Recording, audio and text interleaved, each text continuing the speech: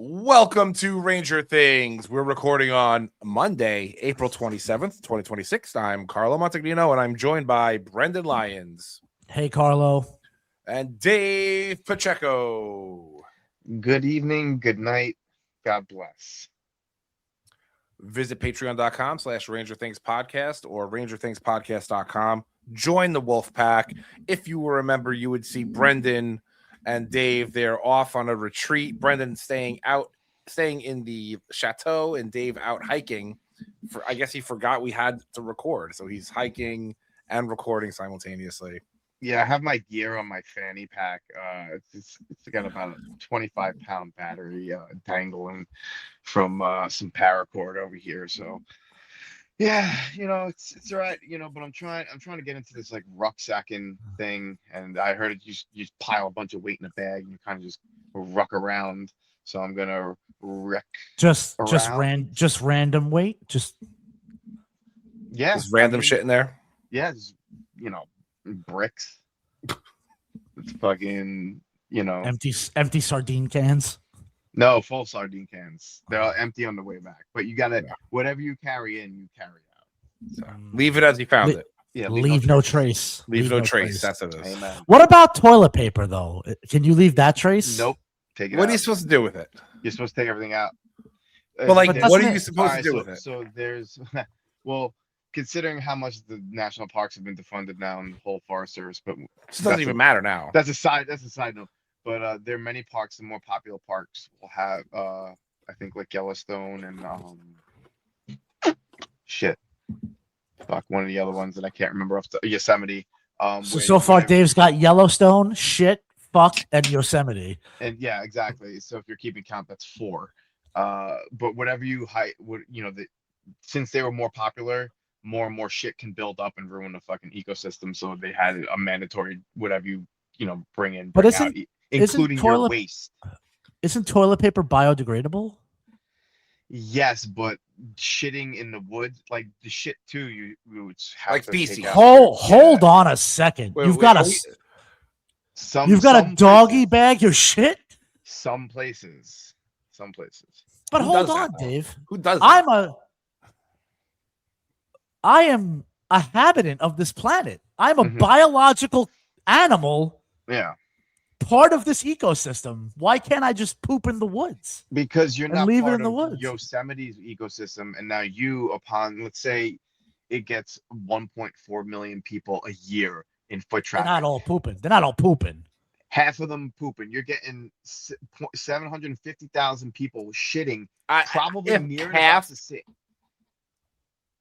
Bro, there's right, multi-day hikes. So you're thinking Yeah, all let's- this air up and down the trailheads, on the side of the trailheads, is a ton of people shitting, and then animals eating that, and then No, you bury it. it. yeah, And then you the do, worms but get what- it. But what we eat and what other animals and things eat is not the same. Like, it's not You're good. telling me a bear doesn't like chicken nuggets? Dave, if somebody's doing a I'm telling multi-day you- hike in Yellowstone, they're probably eating like somebody who does a multi-day hike in Yellowstone.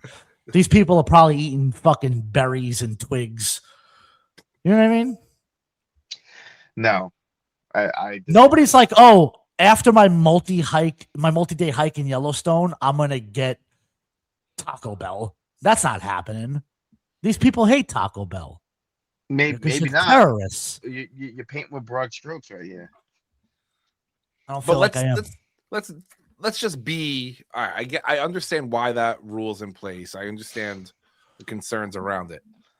Who's carrying? Let's say you're on a multi-day hike, and you just left Taco Bell. Yeah. You starting your hike. Now you have to take a shit. You're gonna lug around your bag of Taco Bell shit for 3 days. Yeah, At well, I least- guess, like I said, depending on whatever the areas are. So I guess the more populous areas, so there's probably only certain stretches that maybe there's a no shit zone or take your shit out. But I know for the by and large, it's definitely toilet paper, even though it is biodegradable. But typically, I think most times, if you're 200 feet off the trailhead, away from a water source, away from, there's probably another caveat that you need.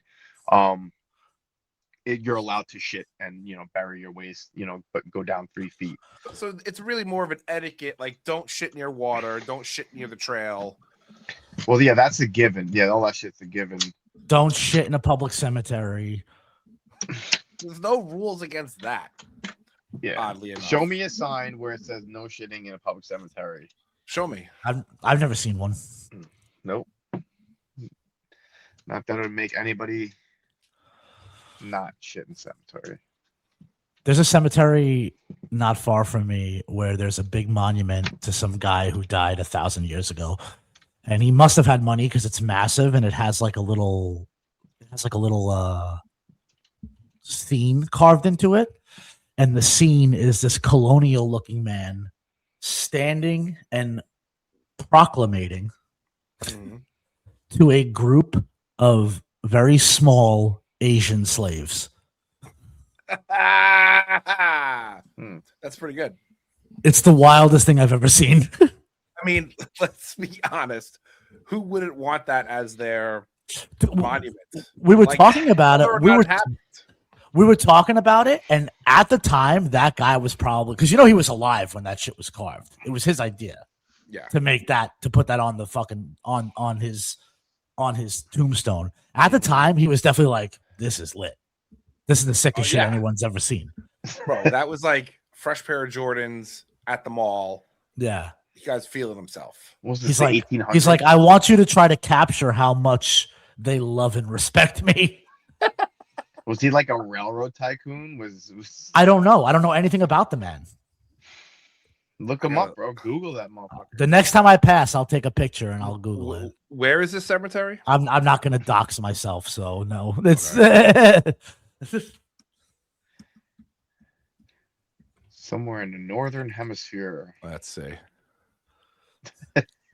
Yeah, actually, you know what? If I find it, I don't want to say what it is. Then it's going to say.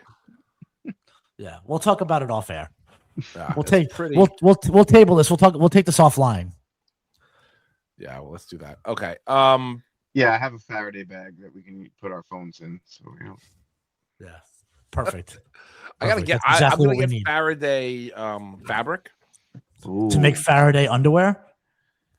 Yes. Well, just for everything, just like make like an overcoat, basically. Hell yeah. That's the idea. Smart. I'm gonna get a sewing machine and some Faraday overcoat. I wonder if I think like a Faraday duster, like lead sick. wire. Hell yeah, that would be sick. That would be sick. I think you guys need to come to terms with the fact that the fight is over and we lost. No, that's it's it. It's more so to protect my cellular integrity than it is to. I mean, the privacy's gone. Yeah, but I don't need to have my physical being destroyed and poisoned by the countless wavelengths that are polluting our world. It's crazy how Iran showed us how real HARP is. Yo, I've been telling. Listen, no one wants to listen to Carlo for the past 25 years, but Iran they're gonna listen to. Sons of bitches. It's actually pronounced Iran. Iran, so far away. Bro, those it's so fucking far away. The Lego cartoons they fucking do, they drop after every laughable American thing. It's so fucking funny. Bro, this is war, man. How are we're getting absolutely clowned right now, and it's just a group of Gen Z kids, or like not even. It's a group of like 11-year-olds in a room that are just dragging an entire nation, the most powerful nation in the world. I mean, we used to like as a country, the population of the country. Listen, America's big. There's a lot of people. A lot of these people can be pretty ignorant. And during the first Iraq War, the second Iraq War, and Afghanistan, all that stuff, you're dealing with, well, not so much. Well, the second Iraq War, the first Iraq War, that was actually like a functioning country. But when you get to like the second Iraq War and Afghanistan, you're dealing with like maybe it's it's not first world, right? And then that idea gets stuck in your head for an entire region, and then we have the Iran War. and the ignorance to not understand that Iran is a first world country with, well, from a technological standpoint, yeah. From a social standpoint, probably not. I mean, well, I think they have a shitty government. Yeah. You could argue how shitty it is. I'd say it's pretty shitty. Yeah. I'd also argue that our government's pretty shitty. I'd be hard pressed to find a good one.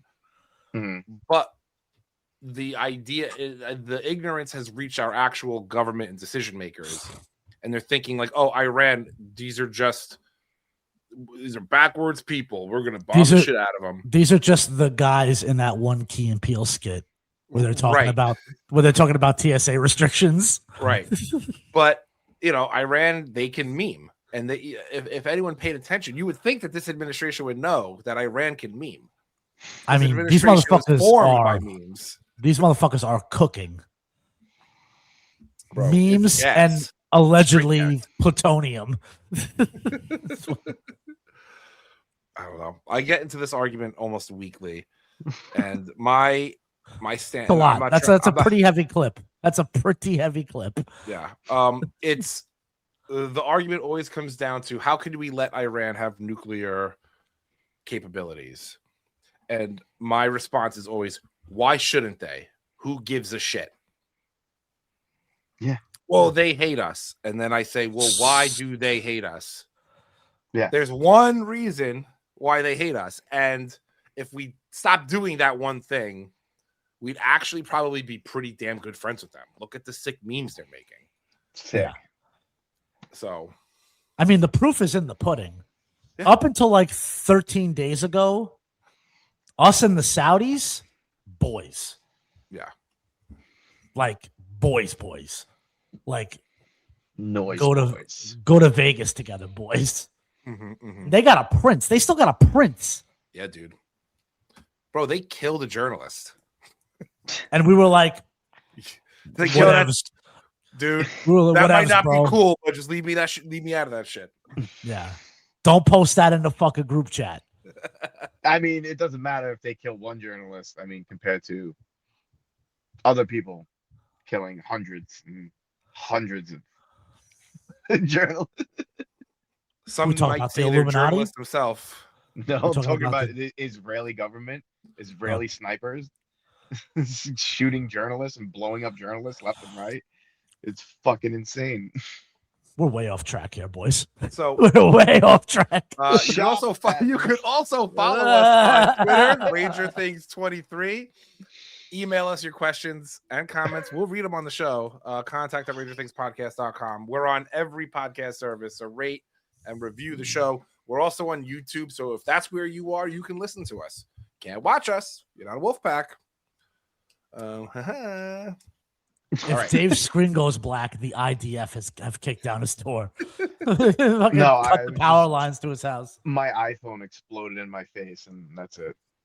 And my and the fucking iPad that I'm recording on right now. Oh man! Speaking of Big Brother, oh boy, I for the first time in my life got the TikTok flip happened to me.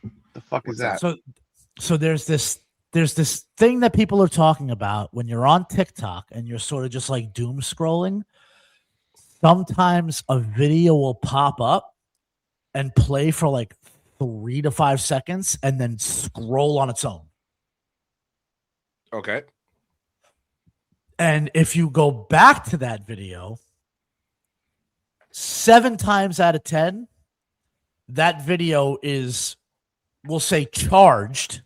The content is charged politically or socially. Okay. But if you're just doom scrolling, a lot of people doom scrolling don't really pay attention to what they're looking at. Right. They're just doom scrolling. So there is a theory out there. There's a conspiracy theory that a Big Brother type is pushing those videos through your feed faster so you don't see the content. Because algorithm manipulation can only do so much. Like it could do a lot, but it can't keep 100% of these videos off of your algorithm, off of your feed. So the thought is, like, people joke and they're like, when your dedicated FBI agent scrolls too fast. Yeah. But it happened to me twice really yesterday. Wow. I think that's possible. Like, they're flagging certain videos to kind of like just move on faster. Because they're probably flagged as politically charged. And what that definition is can change day to day. It doesn't really matter. Whatever suits them. Yeah. Mm-hmm. I will say, Brendan, they can absolutely, down to the millisecond, program your entire feed for days in advance with exactly what you're supposed to see. That's not even a weird thing to bring up as like a feature. Yeah. So I've been reading a lot of sci-fi lately, and I'm freaking the fuck out. Strange shit. I'm noticing strange shit. The other day, I'm sitting on the fucking toilet bowl, comfy, feet up on the squatty potty. I'm in the position, hands on my knees, phone in my hand, and I'm just scrolling, just absorbing content. Yeah. When all of a sudden, I see an ad for purple shampoo. Okay, never seen that before. I go another 2 or 3 videos, purple conditioner. Another 6 or 7 videos, some guy who kind of like looks like me using purple shampoo. And I'm like, what the fuck is going on? And then I look just above my phone, and sitting on the edge of my bathtub in camera shot. My camera's not on. Sure, it's not. It is. In camera shot is a bottle of purple shampoo and a bottle of purple conditioner. So you owned purple? Yes. Who bought it? I did. But you saw it on your feed and you had no idea what it was? I didn't, but I didn't buy it on the internet. Doesn't matter. Now, wait, hold on. Did you buy that because you wanted it and they showed you the thing? No. I've already been programmed to get. I've been to reinforce it. I've been using purple shampoo and purple conditioner for years. Okay, but wait. You said, I'm confused. When you saw it what on TikTok, what I'm saying is no. What I'm saying is I've never purchased either of them using my phone. I know. I got it. Yeah. My camera saw the purple shampoo and the purple conditioner, identified it, and started showing me ads for things my camera was seeing. So there's 2 things there, and I'll tell you, and this is not a theory. This is real. Your credit card. Oh yeah, and all your credit cards are tied together. And it's all tied, like listen, I can send you links to companies that I've worked with and spoken to and use their API. It's horrifying. They can follow you. Here's the sales pitch, the cool thing. Oh, they could customize your life. They can customize the ads you see as you walk through an airport.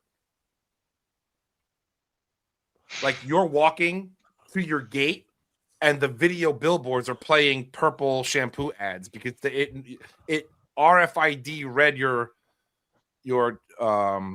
credit card after looking at your plane tickets and know, he's going to be at the airport. Well, when he gets there, follow him through the airport with these ads.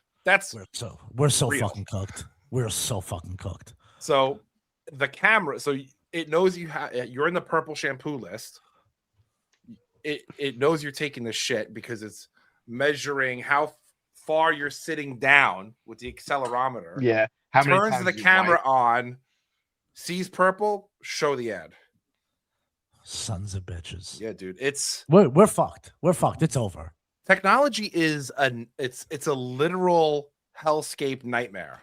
There's no way around it. Didn't the other day, I caught a clip of this. Didn't the other day, like, a robot show signs of, like, emotion? Like, a robot felt something. the other day. Is that real? They want you to think that. Listen, AI is, don't believe it, either demonic or and I mean this very seriously.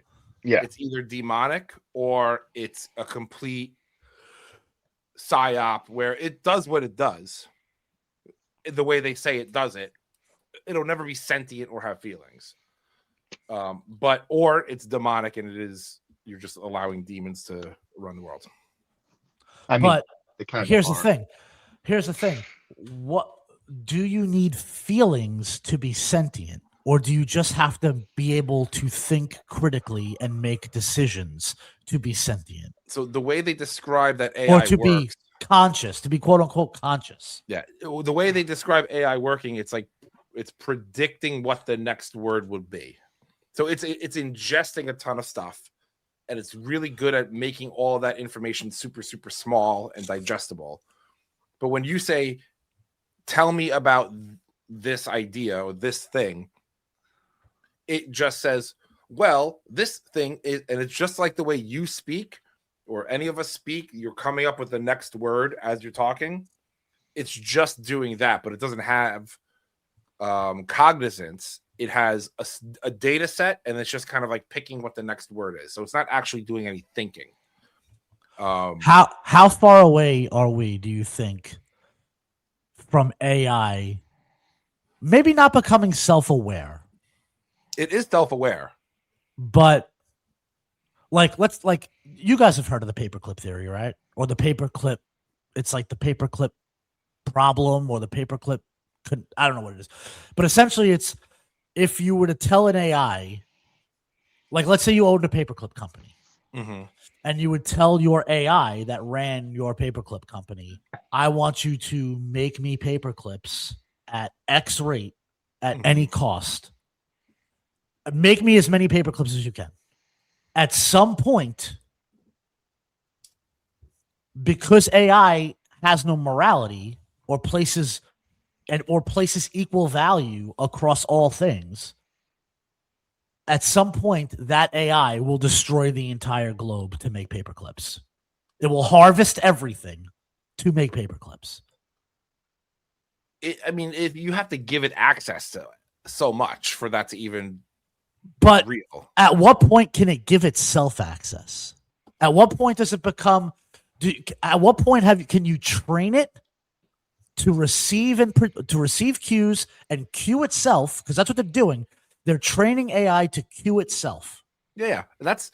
I mean, I have a system right now that I use. It does exactly what you're saying. If I tell it make me paperclips, it'll figure out a way to do it and start doing it. Right. But it can only do things that I give it access to. I have to give it access to, right? If I go, hey, go make me paperclips, how is it going to go log into the paperclip factory and control it? The same way you do. But I can't log into a paperclip factory. I have to buy a warehouse, right? But big machinery. But in this scenario, all of that access is software based locally. No, because I understand the premise. My point is that the human will have to want to destroy the entire world to give the machine that much access to make paperclips. Let's say that Jim Dolan creates a super sophisticated AI machine and trains it to take cues and begin cueing itself. Sure. And then he is like, I want you to make the New York Rangers the top Stanley Cup contender in the league. At what point does the AI begin researching how to hire hitmen and start contracting people online to off high-profile players all across the league until the New York Rangers are the greatest team in hockey? That line would be defined by the person setting up the system, and then the access to money, for example. You can't hire a hitman without money. Right, but It wouldn't go and make a Bitcoin account and start collecting Bitcoins because it doesn't have an email server and you have to give it an email server. Oh, okay, well, it'll sign up for Gmail. Sure, at some point, it's going to hit a barrier and a human's going to have to lift that barrier. I understand what you're saying, and as we give AI more access to more things, which is what we're doing, those barriers get a lot easier to surpass by AI. But the very real reality of this is you can just unplug it. Unless it kills you and 3D prints a replica robot of you. Yeah, but it would have to somehow magically make a robot to fill the 3D printer up with filament, right? And like, it's just there's a physical reality that the AI can never. But it really starts cross into. It starts very small by accessing your existing 3D printer, makes a flybot. The flybot kills you. It's gonna have to like solder circuit boards like this. Yes. I'm just saying there's a lot of that. It would take a very long time for this scenario to play out. Man, I thought I was in the weeds over here. Bro, I'm reading too much fucking science fiction, bro. No, I mean, it's science fiction. Again, like things are moving exponentially fast. If you know what you got to get into, Brendan, gray goo. Just and it's less lewd than it sounds. But that's the rabbit hole you should be going down right now. You know what rabbit hole I've been going down lately? 90s rabbit hole right there. I've been going like I've been obsessed with the Fermi paradox. The who? The Fermi paradox. The Fermi paradox is Boromir's brother, Faramir? No. Close, very close, but not quite the same. What the Fermi paradox is if the universe is as vast as we think it is, then logically there has to be other intelligent, sentient life. And if so, why have we never seen them, made contact with them? There's no evidence that there is, other than logically there must be. So the theory is one of the top theories is that all sentient life only evolves to essentially where we are now, because interstellar travel is not necessary for our survival. We have not evolved to interstellar travel yet. So if there is other life forms out there, they are, from an evolutionary standpoint, in the same range as us, or they were eliminated by some sort of extinction event prior to being able to develop interstellar travel. I buy it. That's the Fermi paradox. And I've been thinking about it a lot. What's out there, boys? What's out there in the night sky? The truth is out there.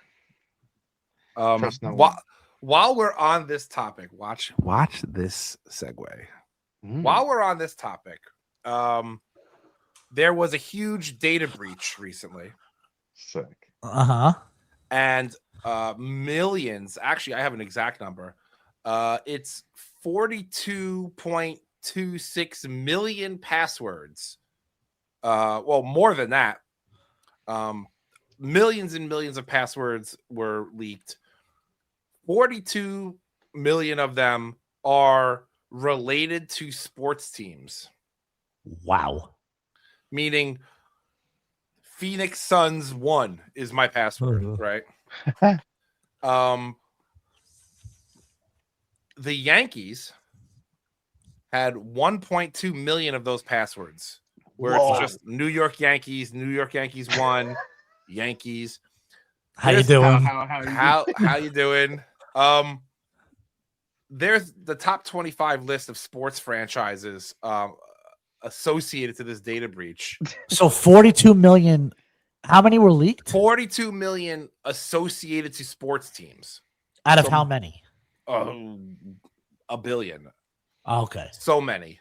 So they got hours. Hours are out there. Probably. What you're saying. So here's the 25, wow.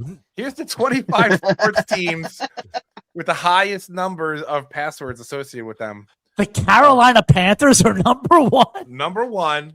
Wow. So this confirms a theory that I had the second you said this, is that every 45-year-old white man in America just had their password hacked. Yeah. So let's go down the list. Wolfpack viewers, you can see the list on the screen here. Number one, Carolina Panthers with 1.3 million.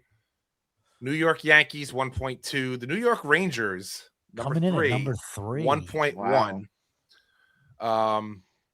Dallas Cowboys, Carolina, Los Angeles Angels, Oklahoma City. Going down the list, we have number 11, the New York Giants. Number 16, the New York Knicks. Number 19, the New York Jets. Number 20, the New York Mets.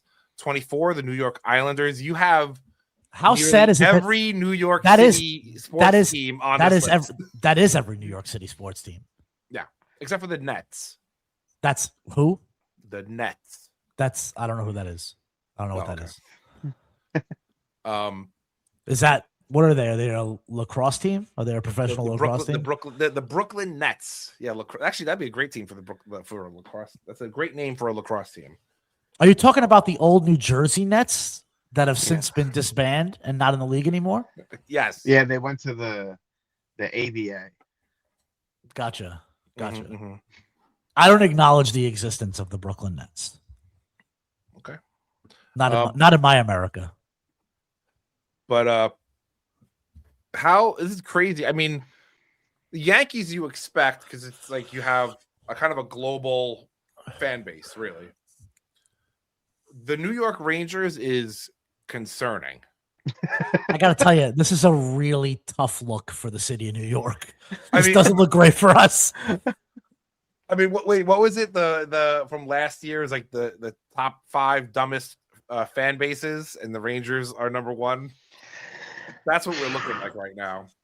7 out of the top 25 are New York City-based sports teams. And listen, there's a population thing, maybe, but I only see 1, 2 LA teams. What? So, 2 Dallas teams? 2 Dallas teams. A lot of NHL teams. A disproportionate amount of NHL teams. Yeah. That is wild. Wild stuff. Well, it's funny that the Los Angeles Angels are on there, but not the Los Angeles Dodgers, because nobody's like a real Dodgers fan in LA. Everybody just they fake like they are. Or maybe Angels fans are just way stupider than Dodgers fans. Could be that too. I've had a long-standing theory that New York, while I love it, it is my home. It is the place where I was born, is one of the dumbest cities in the world. Mm-hmm. And this really locks that up for me. I mean, what would be, listen, let's be honest here. We've all had dumb passwords. And then you learn. Maybe you still have a dumb password. I'm not judging you. It's hard to remember those things. I know Dave has a vault with a notebook in it that's cryptographically written. Yeah, like a Zodiac killer. I put my password in wingdings. It's essentially every time Dave loses his Gmail password, it's fucking National Treasure 2. Has to happen for him to recover it. I have to find the Rosetta Stone. Dave's got to go to fucking Mount Rushmore to get his fucking Gmail password. Yeah. But for the rest of us, I mean, listen, we've had pretty dumb passwords. Here's my question, and do not reveal too much, please. Okay. Who's had a sports related password? I'll raise my hand and say that I had one. No, I never have. Oh, no. Like if you use like a player's name or whatever. Player's name, a team. Definitely. It happens. Yeah. I'm trying to remember the last time I did use like. I don't want to say too much more because someone listening might start trying. I'll say this: all of the passwords I use now are pretty secure. Dave's trying not to cry as he stares at a post-it note that says "Mr. Met 143!" exclamation point.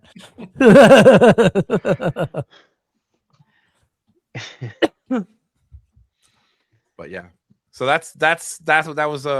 That's our we did a whole tech segment to work our way to this. Yeah, it's the end of the Rangers season, folks. Obviously, the playoffs are well underway. How do we feel? Have we been? First of all, have we been watching the playoffs? Not a minute of it. Not a minute. It's been so we're good. True New York Ranger fans, and we don't watch anything else once they've been eliminated. Really? I tried. I tried to stay away, but the Pittsburgh Philadelphia series kind of pulled me in. Yo, it's good. It's looking good. Oh, fucking Flyers got within a goal. It's 3-2. Here's the thing, Dave. I think you're partially correct. But I think you're partially incorrect. When it comes to me specifically, I'm not going to speak for you or Carlo. There have been other seasons where the Rangers didn't make the playoffs, where I watched the playoffs all the way through and enjoyed it. But I think it's still, where you're correct is it's still hinged on the Rangers. If the Rangers are fun and exciting and upcoming, then I definitely have a larger interest in hockey overall, even though the Rangers might not make the playoffs. Over the last 2 years, the Rangers have made me dislike hockey. Hockey frustrates me. Watching hockey frustrates me because of the New York Rangers over the last 2 seasons, and that's why I'm not watching the playoffs. Yeah, I mean, every time I watch a non-Rangers game, it's sad because the Rangers aren't that good, or good at all. But I mean, I will say, or even fun. They're definitely not fun to watch. Definitely not. Fun to watch. Hopefully that changes another time. I don't know, not next year. But I've been finding the joy again in hockey. You know, again, that Pittsburgh-Philadelphia series is fun to watch. Are you learning to love again? I'm learning to love again. I'm eat, praying, and loving right now. That's a pretty heated rivalry they got going over there. It's a tough, yeah. Do you see what he did? Do you see what he did? I do. I mean, it's a good series. It's a really fun. It's a fun one. Haven't watched much of anything else, to be honest, but other than the Monsters, really, and I think that's kind of just where my loyalty is at this moment. I think I heard through osmosis that Colorado may have swept their series. Colorado swept. Carolina. Colorado swept the Kings. Actually, I'm gonna pull up the tree here because I think there's stuff to talk about here because it's an interesting playoffs that we have right now. Yeah, Ottawa didn't put up much resistance against Carolina. I think they played certain times they played well, but nah. Yeah, I think Ottawa just doesn't have it, and they won't have it for another year or two, and that's okay. They're in the playoffs. Yeah. They play well enough. Yeah. For me, I'm just really excited for Buffalo. Buffalo, huh? Up 3-1 on the Bruins. I'm really excited for them. I think that they can. I mean, like, let's be honest. We're probably looking at a Buffalo-Carolina conference final. Oh God, that'd be great. That would be sick. That would be sick. I have been watching highlights, and I will say that the Buffalo highlights have been the most fun. Yeah. Yeah. Philly's been looking good too, man. I want Philly to beat up on Carolina though. Yeah, I mean, that's the thing. I don't have much faith in whoever comes out of that Philly-Pittsburgh series against Carolina. Yeah. Because I think Carolina is too boring, and they're just going to put everyone to sleep. Mm-hmm. Buffalo, Carolina is going to be a good, fun matchup. I'm interested in the West. Yeah. So we have Colorado, and they're going to play Dallas or Minnesota. That's going to be a fun series, whichever team goes. Utah putting up a big fight against Vegas. That's going to be a slobber knocker. Look at that Anaheim Edmonton series. We have a very real path to an Anaheim Colorado Western Conference final. Anaheim in the Western Conference final.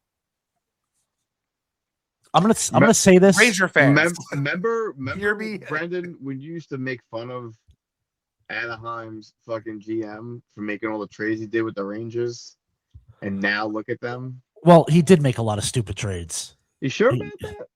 You sure about that? No, he did. He did. He's up 3-1 in the fucking against Edmonton. Against Edmonton, guys. Edmonton is down a Draisaitl.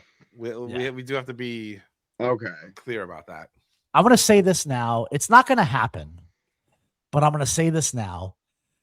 If Chris Kreider wins a Stanley Cup in Anaheim, California, I am going to walk off of a bridge.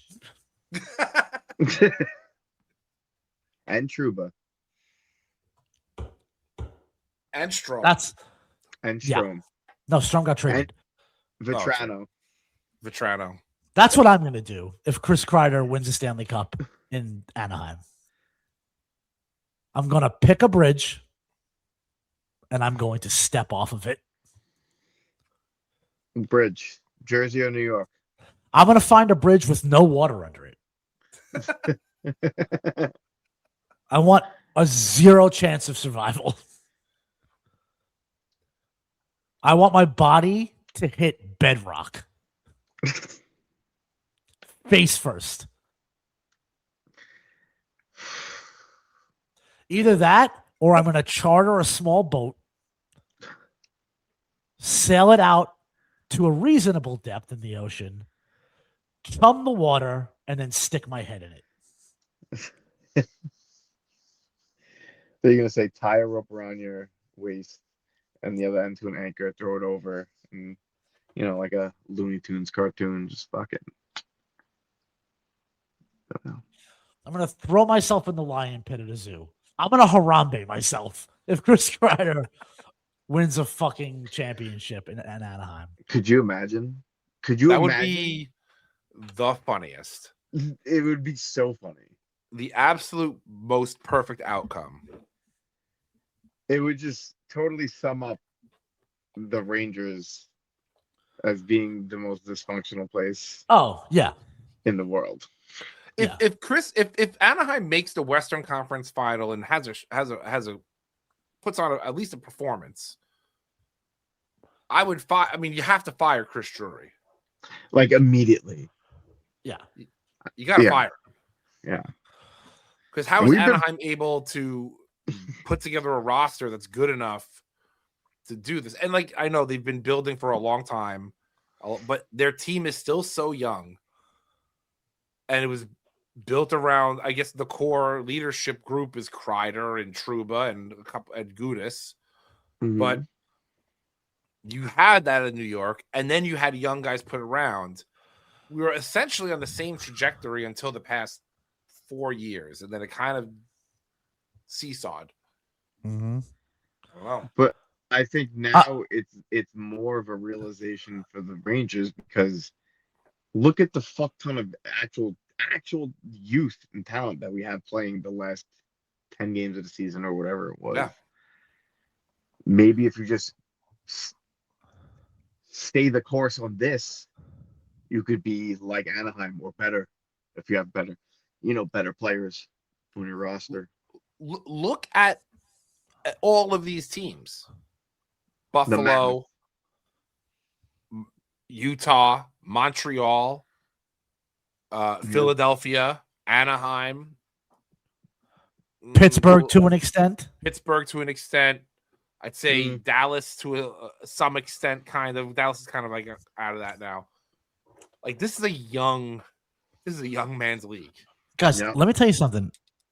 If it's Anaheim, Utah, Chris Kreider is going to the Western Conference Finals. Yes. I think Anaheim could put away Vegas pretty easily too. I'm not a Vegas believer this year. And I will step in front of a firing squad. Do you think they have? I don't think they have enough to get out of the Western Conference Final. But yeah, you know what's a real shame though? Why the current playoff structure is so fucked is Minnesota and Dallas should not be seeing each other in the first round. Right. Yeah.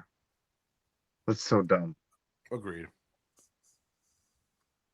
I mean, this is Pittsburgh, Philadelphia should not be in the first. Well, maybe they should be, but yeah. Actually, what I do like is Boston, the East Montreal is fine. potentially. The East is fine because the East is so piss poor that these are all just shit teams. Yeah. Boston, Montreal will be a fun series. Yeah. Boston, Tampa will also be a fun series. Mm-hmm. Not Buffalo, Tampa. Buffalo, Tampa, or Buffalo, Montreal. Either one of those will be a fun series. Guys, I think that if it's Buffalo, Carolina, Buffalo's going to the championship. I think so too. Buffalo, Colorado would be such a fucking sick final. And that, you know what? That's the final we need. Mm-hmm. That's the final that we need after all of this fucking Southern garbage that we have seen in the finals of late. I want to see two cities where there is the potential for ice in the finals. This might be your year. I'd also take Buffalo, Minnesota. I think that would be a sick final. Yeah. I've decided that I'm rooting for fan bases now and not teams. Okay. Yeah. Buffalo being top of my list for both teams and fan base. Yeah. I mean, right now, out of all these teams with the best fan bases or the fan bases I would love to see get rewarded, obviously Buffalo with a bullet. Mm-hmm. Minnesota, great fans. Colorado, great fans. Wild card here, Utah. Yeah. I think that would be super fucking cool because I didn't think it would work with all them fucking Mormons, but they have shown up for this team. Did you see what they did before the series? They had a bunch of Utah, because, when Vegas came around, many hockey fans in Utah were Vegas fans just for proximity. Makes sense. At the start of the series, Utah was collecting Vegas jerseys for fans who have converted, and they're going to burn them or something. That's great. So fucking smart. They have such a fucking good owner. Gave him a Utah jersey in exchange for the Vegas jersey. They have such a good owner. Their ownership group is fucking elite in Utah. Yeah. Utah's the one move that the NHL has made. One of the few moves that the NHL has made in the last 10 years. And I'm like, yeah, this makes sense. This works. And the name is sick. The jersey is sick. The team is good-ish. Mm-hmm. They play. Motherfuckers play, man. But yeah, I think I'm all Buffalo. I would like to see Buffalo Montreal in the second round. Yeah, I think that would be the better series. Yeah, because of how many kids will be on the ice. They're probably the two youngest teams in the league left right now. So it'd be cool to see them in playing hockey deep in the playoffs against each other. And I really like Cole Caulfield. Yeah, how do you not? All right. We didn't talk about it last week, but we could have talked about it last week. They had the breakup day for the Rangers media. Mm-hmm. I usually watch every available interview as it comes out on YouTube. And I did that this year as well. And frankly, there was almost nothing that came out of this. I've seen a lot of people speculate, what did they mean by this or this mannerism or the question where they answered this question. I was just like, I saw some of that, but watching the interviews, it's just like, they're just grasping for headlines. Right. There's really There's not much. Last year was interesting. And this, I mean, that kind of like played out though this season, so we saw that. Right. This year, the breakup day this year was kind of boring. There were 2 high points for me, and I'll just go through them. The first one is Trocheck. He revealed that he had a pretty bad infection at the start of the season. He had to get surgery, and to quote him, he thought he was dying. Whoa. So he had like a viral infection in his lung, and he took a cross check, and whatever cyst or bubble, he called it a bubble, that had this infection burst in his lung, and he had to go get an emergency surgery. Oh shit. He missed 15 games at the start of the season, and this is why. That was an eye opener, right? Yeah. Again, doesn't explain much about the season. Doesn't even explain much about Trocheck because he recovered and had the season he had. And then the other interesting bit for me was Drury's kind of press conference. Yeah. If you could call it that, which he was just on Zoom, cameras off, and we touched on it last week, not really taking questions and not taking follow-up questions, I should say. Just zero accountability, zero information, just zero transparency, just par for the course with the Rangers at this point. Yeah, they're so fucking boring. They're such a boring team. If you're not gonna win, then at least give us some fucking drama. Give us something to talk about. I hate them. Or at least, give us an inkling of about like your thinking, your plan.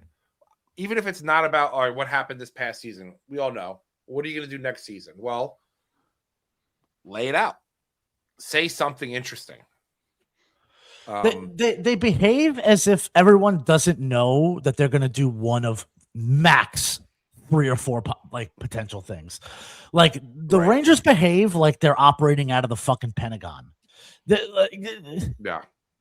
It's hockey. There's a limited amount of roads you can take. Just tell us what you're doing.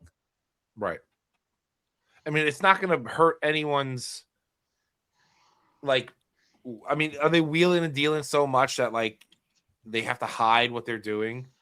Like, it really is so insane to me that even if you don't know what you're doing, put the fucking cameras on. Let reporters ask follow-up questions. Like, at least have the decency to address the concerns that, I mean, the media at this point, you could argue they represent the fans. They don't represent the fans, but I'd say they do because they're all on Twitter and they're all hearing what everyone's yapping about all day long.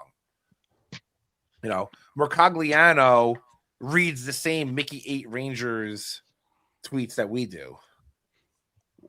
Why doesn't he ask Drury to put to bed the rumor about Kane coming? Like there's no reason why these questions should not be allowed to be asked. What if, stay with me now. I'm here. 2 theories. 1, what if Mickey 8 Rangers is actually Chris Drury? I'm going to float that. I want you to sit on that. We don't have to talk about it anymore. Mm-hmm. Just let it, pick a place in your consciousness and let it hang out there for a little while. Second theory, a little bit further out there. What if the real Chris Drury got fucking flybotted and then a new Chris Drury was printed with the sole objective of destroying us? Rangers fans. Yes. What if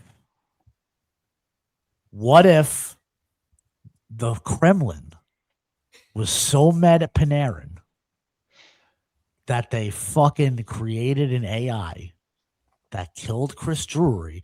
But then see the AI, here we go back to the paperclip theory. They didn't know that the AI was eventually going to trade Panarin. Right. They just thought that the AI would destroy the Rangers and all of those who love them. Mm-hmm, mm-hmm. You know what I mean? But now Panarin's gone. Now they got to Now the AI doesn't know what to do. It's on it's flummoxing right now. Right. There's no other explanation, I feel like, for what's happening than that. I feel like that's the most likely reality. Is that we're dealing with a 3D printed Chris Drury being run by a Russian AI bot. It doesn't even have to be 3D printed. We don't see him. Cameras are off on these calls. It could just be an AI bot. Yep. Good point, buddy. Good point. Drury himself is an AI bot, which explains why. Speak on it, Carlo. Why he's such a piss poor GM. Yes. Yep. Remember the Newdorp billiards pool hall? Yeah. Remember that place? Yeah. Do you think that's where I just wanted to say base of something. Operations? Sorry, I've been a little. I just had to get something out. Remember this place? Is that still open? You know, I actually don't remember that place. I talked to Tisha's cousin Mariah. She said I don't know, last week or whatever. She's like, it's fucked up. She's like, they don't tell you when they're closing. I was like, yeah, they close like mad late. They don't, they stay up to like 4 or later. Depends who's there. They'll lock the doors or whatever. And she's like, yeah, I didn't know that. And I was like, yeah, it's great. I haven't been in that place in 20 something years. Do you remember we used to go to that really seedy pool hall off of like Bay Street or something? Yeah, Front Street, right by the Irby. Yeah. It's over there. Yeah. That's that place dope. Spot. Yeah, a lot of tables. Yeah, clean tables, good tables. Me and Mosier would go there a couple nights a week for a while. He wanted to get really good, so we're like, let's just play every night. And then we kept walking by and seeing like the good table in the front there. Yes, that's good. I remember this. I remember when this was when we were in this stage of him trying to find an identity. Yeah, it was. I mean, I like pool. I don't like it enough to try to be very good at it. Yeah, that's just me. I enjoy it a lot. I do like not to be very good. I want to be better at golf than I am at pool. Can you do the thing where you hop one ball over another ball? Nope, not willingly.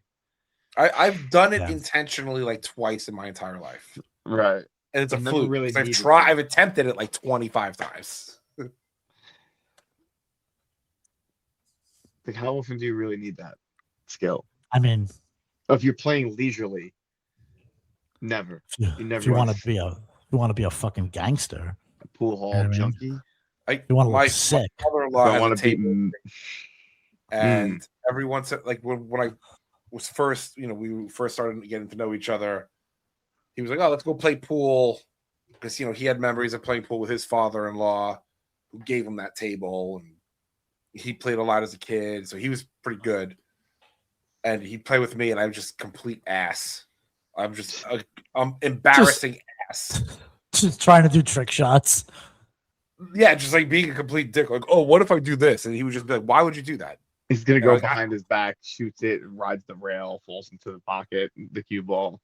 No, he was just good fundamentals. Like, nothing fancy. No, I'm talking about you. Oh, me? Oh, yeah, I'm just trying to be a complete ass. And then I start trying to like actually be good and maybe win, and that was even worse. So I was just get drunk. But. One time I was playing pool at Status Q in Bay Ridge. Okay. And it was like I was gonna break, and I was trying to be fucking nice with it, and I hit the ball, and the ball jumped over the entire configuration of fucking pool balls and went directly in the corner pocket. Just swoosh directly into the corner pocket. Nice. I feel like that's an auto lose. You lose if that is an auto lose. Yeah. Scratch on the break. Yeah. Not hit anything. And scratch on the break. Definitely you lose automatically. Yeah. That's funny. I feel like it would have been more impressive if the ball would have somehow gone backwards and scratched. Just moonwalked into the corner pocket. Yeah. You ever go to Port Richmond Emporium? No. It's huge. That place is big. Yeah. A lot of tables. Yeah. It's all right, though. Yeah. I never was able to really get into pool. You know what I could get behind? You know what I could throw my weight behind, though, Dave? Ping pong. Bowling. Bro, bowling is fun, I was dude. just telling Tish I want to go fucking bowling again. I haven't been since we took Carlo and his twin daughters to Rabs. Rabs Country Lanes. That's where I want to go. Dude, I used to fucking bowl there in leagues for a year. It used to be called Penn Row. I had some weirder nights than a person should have in a bowling alley in Rabs Country Lanes. Oh yeah, yeah. Dude, their little bar in the back was awesome. One time I was like, they fresh out cigarette machine. Hell this is a really, dude. Oh man, this is a really, really dark story. One time, One time I was like fresh out of a breakup and like deep in the sads, and my cousin was like pseudo hooking up with this chick, and she had this best friend who got drunk and made out with me once, and because I was deep in the sads, I was like, oh, I'm in love with this person. And listen to the extent I went through to try to hook up with this person again. Okay. I joined a bowling league in Rabs Country Lanes. Nice. And would see this person like twice a week. And then I threw everything at this. Everything I had, I threw at this. And after like 3 weeks, she was like, Brendan, I am a lesbian. I got drunk and made out with you once. I'm a lesbian. And I got to tell you, boys, didn't flinch. Just for the next 2 weeks, I just kept going. I just kept throwing everything I had at it. Really, really embarrassing 5 weeks. Really tough 5 weeks for me. It's okay. Listen, we've all been there. You're dumb. She's a lesbian. Yeah. Yeah, I remember working there at Rabs. That was interesting. Actually, it was not interesting at all. It was probably the most boring job I ever had. Because I would just clean up the party room when I got in and then just sweep for like 4 or 5 hours until league night was over. And while you're waiting for league night to be over, you just be outside smoking cigarettes. Yeah, just like chain smoking cigarettes, ripping darts, eating pizza. Really all I had to do was sweep and like clear tables. It was like the easiest, most boring job ever. I want to give a quick PSA to the youngins out there. For the young men out there. If you're in the SADS and one night at a house party, a semi-attractive woman your age in a fucking Metallica t-shirt and a tape up sits on your lap and says, fuck it, and then makes out with you. And then asks you if you want to join her bowling team. Don't head down that path. I would say do it. What the hell? Just know what it is. In retrospect, I should have got her barber. She was lined up. Nice. Very, very clearly not into me. Well, your haircut. Or anyone. Chopped, maybe it was the haircut. That's what I think. Maybe the fucking guys in the Highland Plaza did me dirty. I gotta be honest. I'd have a tough time hitting on any girl with a sicker fade than me. It was a sick fade, bro. It was a sick fade. That's a tough look, man. It was like crisp. Because like the other thing is like, let's just say it works out, you start dating.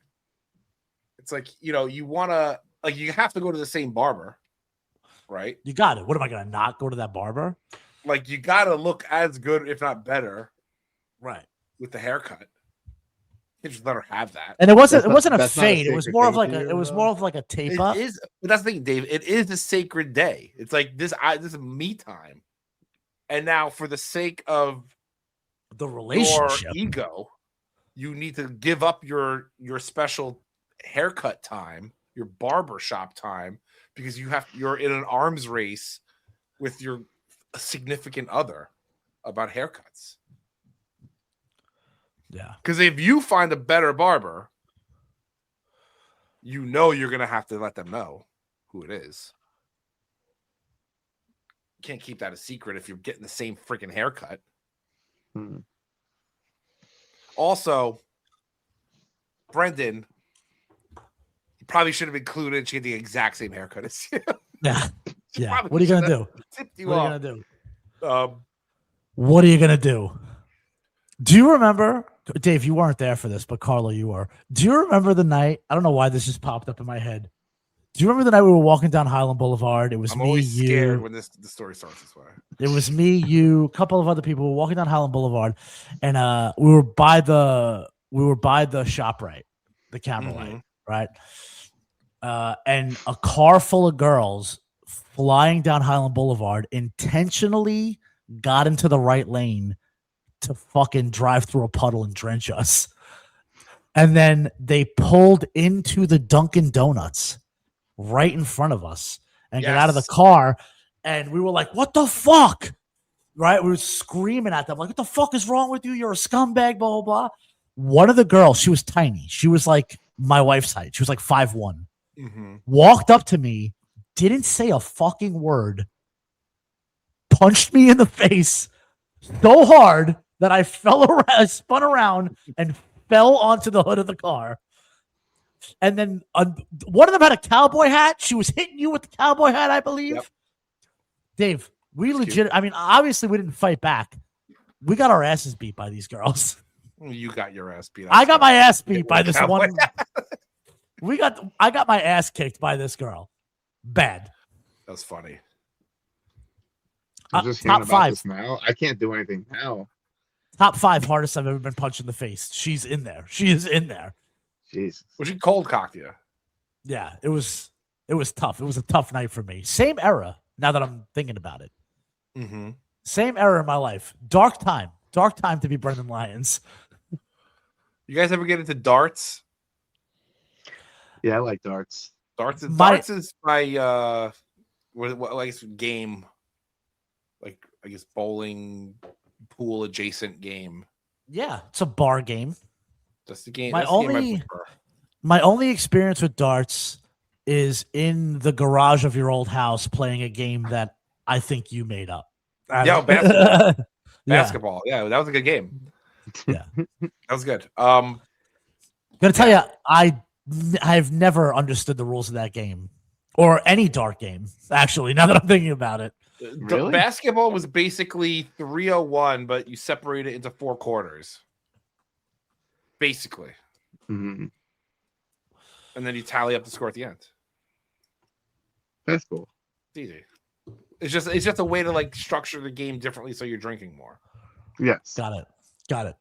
Halftime, pound 2 beers. Well, there's no rules about the drinking, but it's like implied. There's a lot more downtime. Like, okay, we did the first quarter. Okay, let's take a break, talk a little bit, bullshit. All right, we get because if you were just playing darts, and if you're not good at darts, that it can take a long time, and you kind of just like you get too locked in. You know. I played a lot of darts as a kid, and then I worked at a large American retailer, and we had a dartboard in the office, and we spent an entire summer playing darts. Basically, there's a lot of downtime. Do you shoot darts? Is that what it is? You're shooting darts? You throw darts. You throw them. I'm saying, like, what's the common? It's throw. Okay. Yeah. We'll throw some darts. You throw some darts. Yeah. I don't understand shooting some pool. I don't understand shooting. Yeah, I don't get that. It's like a gun, bro. It's not. It's nothing like it. I would say you're not gonna say stroking pool. I would say pushing pool. I would say I'm pushing pool. Both of those. Push and pull. I'm pushing P here.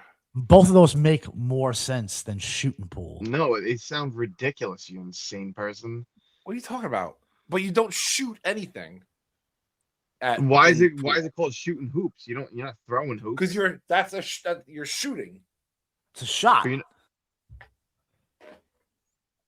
So pool, right?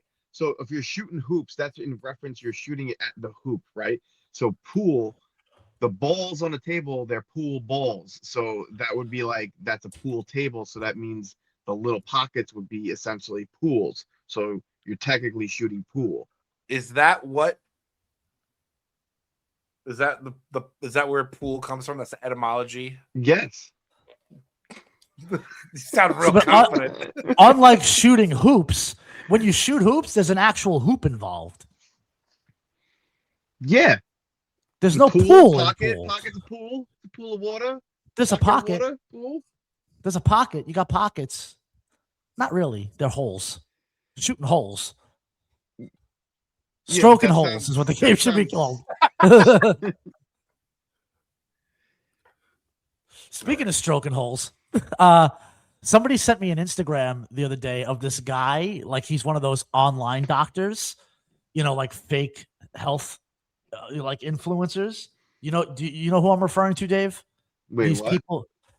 Do you know there's like there's a whole like side of the internet where it's just people telling you what is and isn't healthy to do, and it's none of it. It's all sort of like counterculture. Yeah. So this one guy, his whole thing is you should be getting direct sunlight on your butthole. Oh, yes. For like 5 minutes a day, because this is an old thing. Yeah. Because the membrane on your butthole is the thinnest.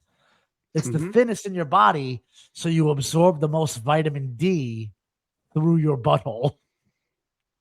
I mean, yes, it's the thinnest membrane, whereas it's more easily to absorb, like, drugs or things like that, or any kind of, I guess, foreign thing. So do you absorb more? I don't know. Like, I'm not a fucking doctor, but this has been going on for at least fucking 15, 20 years, right? Right. Carlo? I feel like we should. I feel like we should. Butthole. I feel like we should do a study. I feel like we should do a study where we wear SPF clothing and suntan lotion, like SPF 100, on everything but our butthole. Right before we do it, we do a check of our vitamin D levels. And then we do this for like 30 days, 5 minutes a day, direct sunlight on the butthole. And then we get our vitamin D checked again to see what happens. What are the claims? What are the claims of the people who sun their buttholes? It's one guy. It's not people. It's one guy. And he said, I've seen multiple people do it. And his theory is that because the membrane, the skin on the butthole, is the thinnest on the body, so there's a higher absorption rate. I would say that makes sense. Like, get the whole ball sack and taint sun. Like, that makes sense. Like, you want to get vitamin D on those areas probably anyway. But this guy sounds like he's open. He's like gaping for the sun. Yeah, I feel like sun gaper. I'm gonna go the other way here, Carlo, and say he's going tight. No, what I'm gonna say is anatomically, it appears to me as if these areas of the body have been very intentionally sheltered from all things. Yeah. One of them being direct access to the sun. Yeah, I definitely don't want to get sunburn on my Could you imagine? Could you imagine? Could you imagine an asshole sunburn? Oh my god, that would be. You think that's worse, or poison ivy on your butthole? I'd say sunburn, because I think the sunburn has more pain involved. What we should do here, gentlemen, right? Is I never got poison ivy.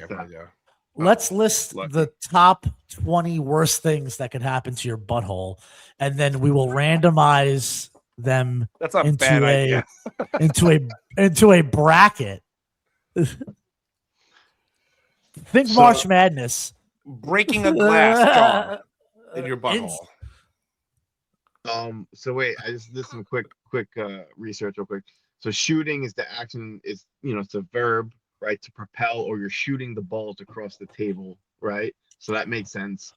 Now pool, so shooting pool is playing a game of billiards in a place where money is being collectively bet. So it's the pool is shorting about pool of money. So that's where it comes, shooting pool. Dave, respectfully, we're talking about buttholes right now. Okay. Respectfully. Makes sense. But thank you for the information.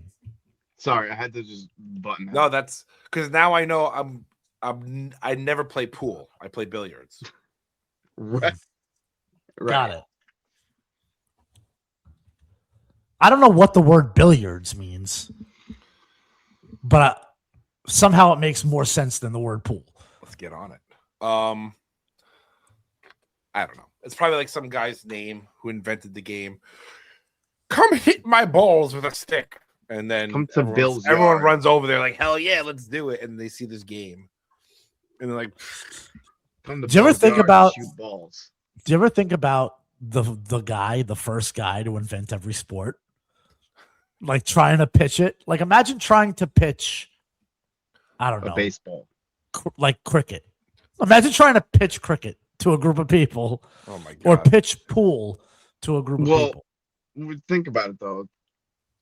The more time you have off, the more bored you may be, the more free time and stuff like that. So you get creative. So you get to be creative, and more people are looking for this outlet, this creative outlet. And it's like, oh man, this is kind of fun. Let's keep doing it. Let's fucking ask more people to join.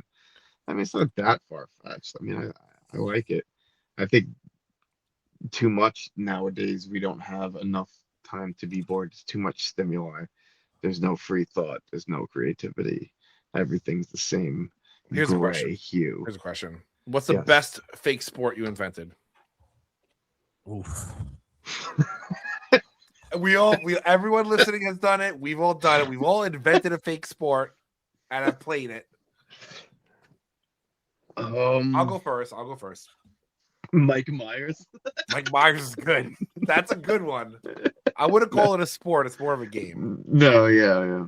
It's more of a leisure activity. My brother and I, we were helping my aunt move into her house, and she had this big garage. It was empty, and we found what's that? The shuttlecock rackets, right? And they were little and they were metal. And we swiped it on the floor, and it made a big spark. We're like, oh, that's cool. So we found like a racquetball. And now we're just playing racquetball, but you get extra points if you make a spark and win the point. And it was pretty hardcore. It's pretty legit. That was a fun one. I forget what we called it. But that was one. Spark ball. There you go. You know, it was like the X Games time, so everything's like extreme, you know? Well, like hanging tough. Hanging tough. That's another good one. We invented quite a few good sports. I think I've got you both. Beat here. Oh yeah? Probably. Do you remember? And I wouldn't be surprised if you didn't, because a lot of people don't. There was a cartoon on. It predates us. It was in the 70s. This cartoon. It was a Hanna-Barbera cartoon called The Laugh Olympics. Oh yeah, buddy. Do you remember this? Yeah, hell yeah. Mm-hmm. There was a few seasons of it, and they would rerun it all the time when we were little kids. Me, my cousin Mike, another one of my cousins, and a group of close friends loved this show. We'd talk about it all the time. And one day we decided to create our own Laugh Olympics. And just like the Laugh Olympics, we split up into 3 teams: the Yogi Yogis, the Scooby Doobies. I forget the villain team's name. See, you had the Anthill Mob. Oh, wait, that was Wacky Races. No. The Really Rottens. Really Rotten. Mm-hmm. And here's what we Blue did. Falcons. What team were you on? No, it switched all the time. Oh, okay. It switched all the time. I like the Blue Falcons. So we would split up into equal teams, depending on how many kids there were. Mm-hmm. We had a route of event spaces. A route of terror. Through Bay Ridge. And these event spaces were like fruit stores, supermarkets, Genovese. Remember Genovese? Yeah, I miss Genovese. For those of you who are not in your 40s, Genovese was a pharmacy similar to CVS or Duane Reade. And this was like a mile-long route. And here's what we would do. We would break into the teams, and then we would go from store to store, beating the shit out of each other with items found in that store. And we created a point system, like If you pegged somebody in the head with an orange, that was X amount of points. So on and so forth. If you managed to like hit somebody in the face with a full cake, that was X amount of points. You know, and at the end of the route, you tally up the points, and whoever got the most points at the end won that day's round of the Laugh Olympics. How many crimes do you think you guys committed? Dozens every time. When we got one of the events in Genovese was a rolled up poster sword fight. Mm-hmm. Where each one of us would grab a rolled up poster. We would go to different ends of the store, same aisle, and then charge at each other full speed. One time, Terror. I was about to catch Mikey with a poster, and I tripped and I fell, and he knocked an entire display of shit down on top of me and made a break. For it. So I want you to. I pulled up the Stone Cold Booker T Supermarket Brawl. Brendan, I want you to evaluate. I mean, this is 8 minutes long. We probably won't watch the whole thing. I want you to evaluate the points that would happen here. Stone Cold wins the match, but based on your point system, I think it might be a different. Yeah, Booker T's eating cereal out of the box straight up the top. How many points would that get him? I think. Oh well, no, I don't think that would get you any points. Oh, okay, he's just being a hungry kid, like hungry guy. So. He's eyeballing Stone Cold. He sees him. It knocks him down. Wait, it's not actually Stone Cold. See, this is fucking this decoy. This would not be decoy is smart, but see, this would not award you any points because you're not utilizing the items in the store. Oh, you're just fighting in the store. What about we're getting there. Yeah, so he's that's points. That's points. All right. You get thrown if you get thrown into a stack of fruit or vegetables. That's points. Okay.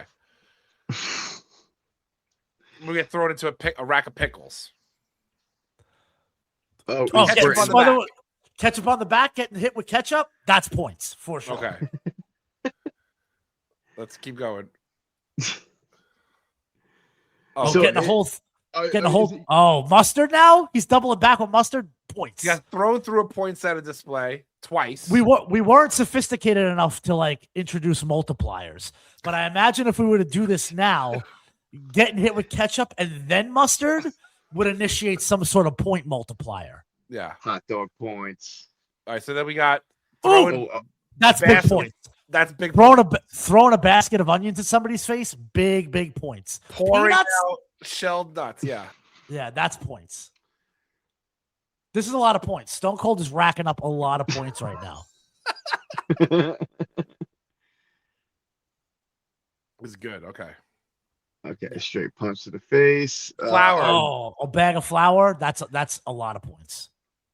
That would be a lot of points. Is it based on the mess you make? Kinda mess. What about the expensiveness of the product, say? Definitely factored into it. The damage done to your opponent. Like, if I rack you in the face with a poster, like clean hit, unblocked, rack you in the face with a rolled up poster, points. Yeah. Definite, a lot of points. If I do something to you that leaves physical evidence into the next rounds, like covering you in flour, big time points. What about putting you in a cart and like shuffling your half alive body around? This is now we're flirting into like now we're wandering into jackass territory, and that hadn't happened yet. Okay. But what if you start singing into a salami? I don't know about that. Break a pizza over his head. Break a pizza over your head, over somebody's head. Oh, yeah, that's points. Wow, Booker T really gets What fucked about up drink in a this video. beer over your defeated opponent's face? Well, we were 11, so maybe That's drink a sun-kissed over your opponent's face. They put a fucking rack in his carpet. This is, let me tell you. So now they're in the back. You would never go in the back, right? No, we were never going in the back. But can I tell you? Can I tell you what my signature move was? I had levels to my gameplay. I was playing 4D chess. What I would do is, let's say, like Genovese. That was a big point target in Genovese. You could rack up a lot of points in Genovese, right? A lot of displays, a lot of shit to hit people with, a lot of different types of shit to hit. Like, you're limited in a fruit store to just throwing food at each other. Bay Ridge Deli, I can understand. Yeah. So what I would do, like Dave, let's say you and I, let's say the three of us were a team, right? I'd say, all right, if it's going like fruit store and then right after the fruit store we're hitting Genovese, I'm going to leave the two of you one man down in that fruit store, because I know there's only so many points that other team can rack up, whether there's two of us or three of us, and I'm going to lie in wait in the Genovese. The second you walk in the door, you're getting clipped in the face with like a brick of printer paper. Right. Got it. Right? Like, you haven't even fully gotten in the door yet, and I'm getting points. And then I'm scattering. What about checkout? If you roll a guy onto the conveyor belt there. Let me tell you something. If you in any way utilize an employee, massive points. Really? Massive points. Oh, yeah. Massive points. I once got the owner of a Korean deli to peg my cousin in the face. Not the cousin you know. Well, you know this guy, but not the cousin, not the friend of the show, Mikey. Right. I once instigated this guy, and he was so mad at the things that I had done in his store that he went under the counter, pulled out an orange, and pegged somebody on the other team in the face with that orange. Very nice. 100 points. All right, so you definitely have the best sport. Yeah, I'm glad I asked, because this is the Laugh Olympics. We should do that next time we're all together. Yeah. So why not? All right, that's a good place to end the episode. Yeah, let's land the plane here. Star of the week, Dave. Who's your star of the week? Oh, yeah, nobody. I mean, we're the stars of the week because we are free from watching hockey if we don't want to. So I like it. I'm really enjoying not watching hockey right now, or baseball, or like any sports really, except some basketball. But. All right, it's us. Okay, Brendan, who's your star? My star of the week is going to be my cousin Mike, friend of the show, for at some point in 1997 having the wherewithal to exploit my weakness when I fell and tip a whole display case down on top of me, rendering me useless. I'm out of the game. That round is over for me. You can't recover from that. What was the case of? I don't remember. It was a lot of things, though. Heavy things. There was heavy things. I remember it hurting. So I don't know. Maybe it was like cans of soup or something like that. Next time he's on the show, we'll see if he remembers. Yeah. All right. My star of the week. Anaheim Ducks. That's all. All right, Dave. Who's your fraud?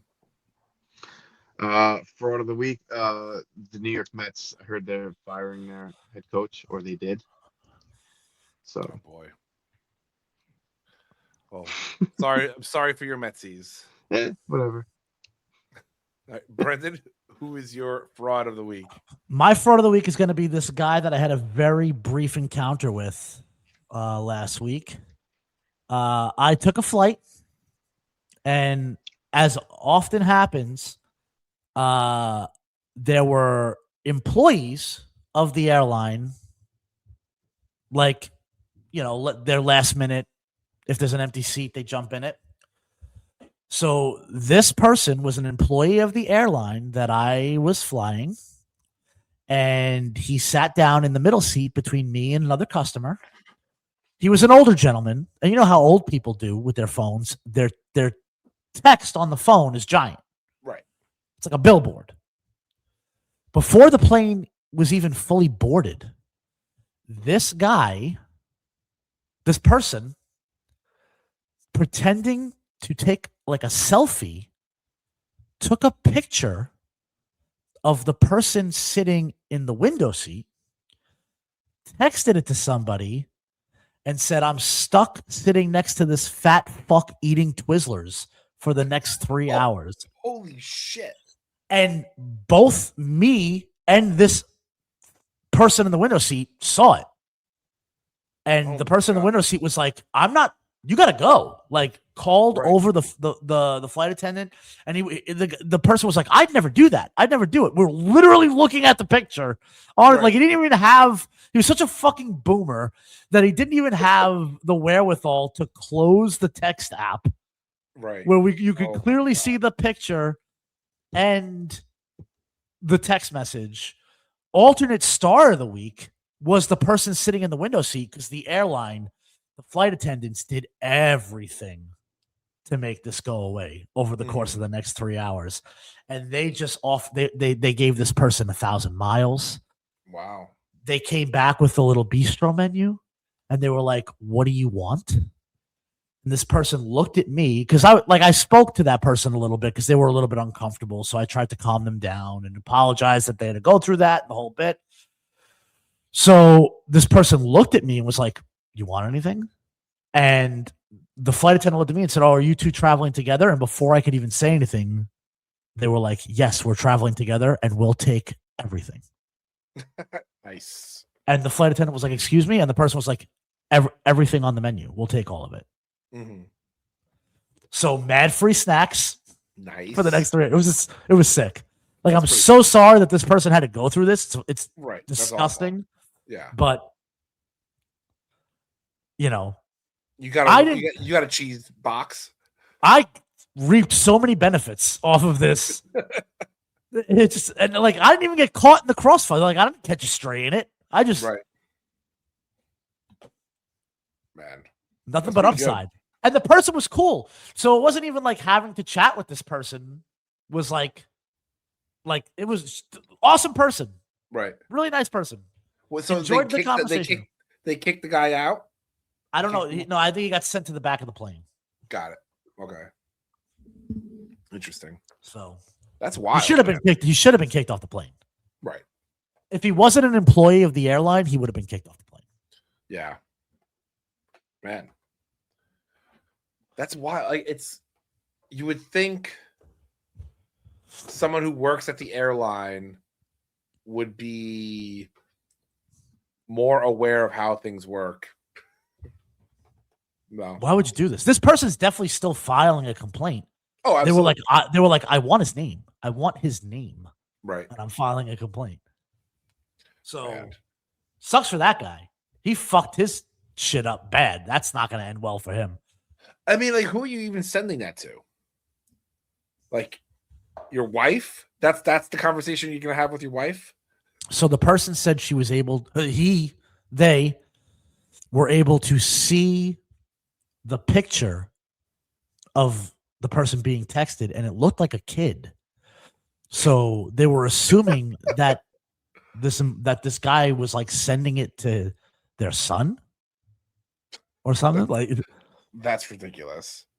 Anyway, that's my fraud of the week. You're a fucking idiot.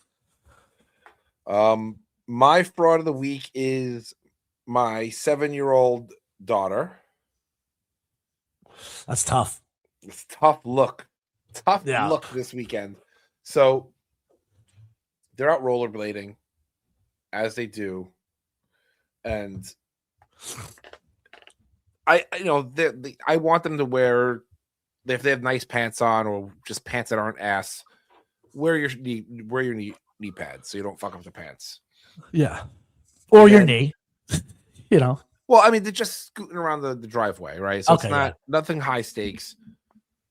And I go, listen, You have hand guards, the hand wrist guards, and you have the elbow pads, and you have helmets. I'm going to tell you to put them on, but I'm also not going to fight with you. So put them on or don't.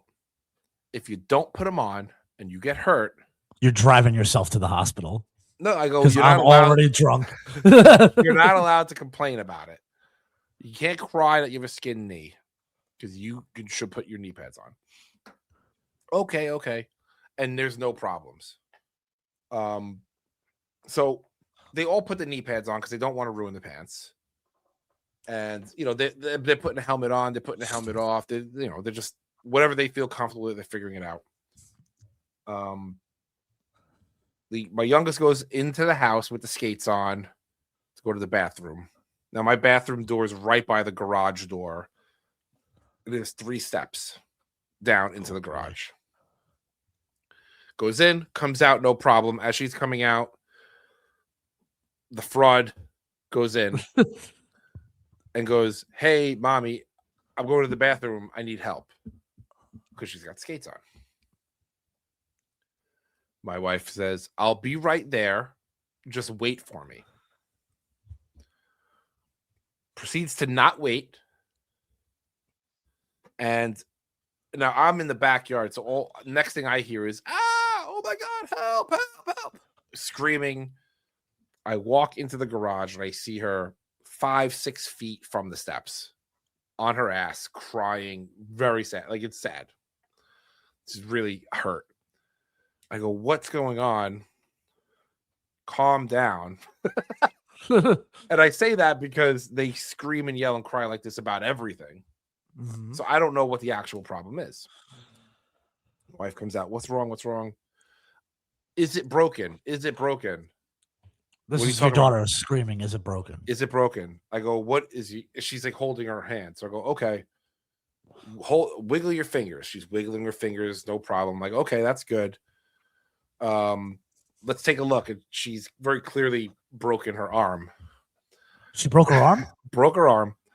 And all right, so we calm her down a little bit, take her to the hospital. She's in a splint and the sling. She's got to go to the orthopedic. They don't even hear co-fraud university hospital, because do you remember when like the emergency room used to do things? Yeah, I remember that. Yeah, they don't do that anymore. Yeah. So they triage it, and then they make you book another appointment to follow up. So she's in a sling with a kind of like a wrap splint, but now she's got to go back in to potentially get a cast, which is insane because you used to just get a cast in emergency. Get the cast right there, yeah. Right. So anyway, she's the fraud of the week because she couldn't wait to leave, and she tried to like walk down the steps with skates on, like not like you go sideways and like like just straight up like walk, feet come out from under you. It's a bit goofy. Yeah. So I have to do it. I have to be that dad. Poor kid. I have to be that dad. She's the fraud of the week. Tough love. Tough love in this house. Yeah. Well, she'll never do that again. I don't believe that for a second. She definitely will. She probably will. Yeah. All right. Well, that's it for this week. Thank you all for listening. Visit the website, rangerthingspodcast.com. Sign up to join the Wolf Pack on Patreon. Follow us on Twitter, RangerThings23. Send us an email, contact@rangerthingspodcast.com. For exclusive merch, visit rangersuck.shop. For Dave Pacheco, who had to jump early, Brenda Lyons. Bye-bye. I'm Carlo Montagnino. See you all next week.